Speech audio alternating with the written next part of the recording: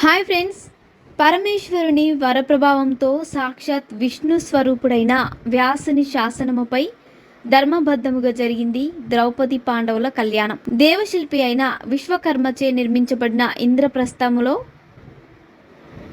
ఉన్న ద్రౌపది పాండవుల వద్దకు నారదుడు వచ్చి సంసార జీవంలో వారు పాటించవలసిన నీతి నియమాలను వివరించాడు. అన్ని విషయాలు వివరిస్తూ ఇలా అన్నాడు: ఓ పాండవులారా, విమల బుద్ధితో వినండి. ద్రౌపది దేవి మీ ఒక్కొక్కరి ఇంట్లో ఒక్కో ఏడాది క్రమంగా ఉంటుంది. ఆ కమలాక్షి ఉన్న ఇంటి యజమానికి తెలియకుండా మీరెవరైనా ఆ అంతఃపురానికి వెళితే ప్రాయచిత్తంగా ఒక ఏడాది కఠిన వ్రత నియమాలు పాటించి తీర్థయాత్రలు చేయాలి. పాండవులందరూ నారదుని చెప్పిన ఆ సమయ నియమాన్ని శిరసావహిద్దామని నిశ్చయించుకున్నారు.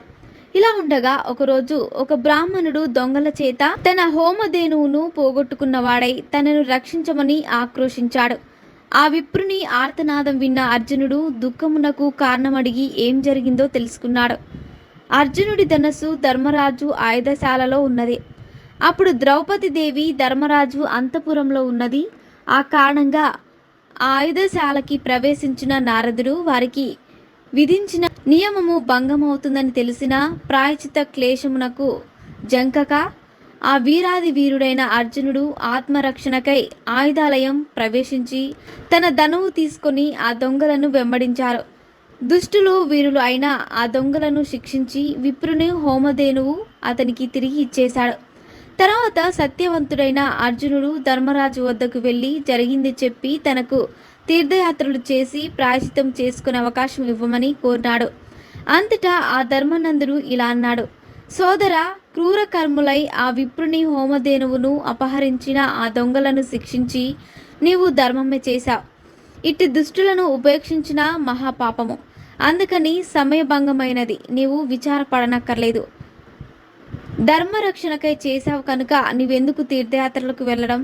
అప్పుడు శ్రీకృష్ణ ప్రియసకుడైన అర్జునుడిలా అన్నాడు: అన్నయ్య, ప్రజారక్షణ అనే వ్యాజముతో నేను ఆడిన మాట తప్పటం మంచిది కాదు కదా. నా పాపం తీరే విధంగా తీర్థయాత్రలు చేసేందుకు నాకు అనుమతి ఇవ్వండి.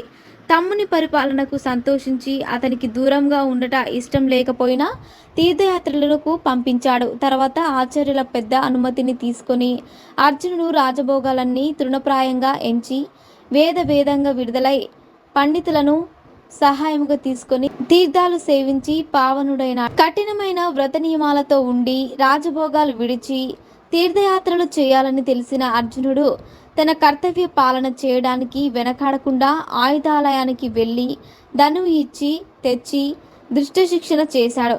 తనంతట తాను వెళ్ళి తన తప్పుకు ప్రాయచితం చేసుకునే అవకాశం ఇవ్వమని ధర్మరాజును ప్రార్థించి తన సత్యవాక్ పరిపాలన దీక్షను మనకు చూపించాడు. మరిన్ని ఇంట్రెస్టింగ్ అప్డేట్స్ కోసం మా ఛానల్ని సబ్స్క్రైబ్ చేసుకోండి.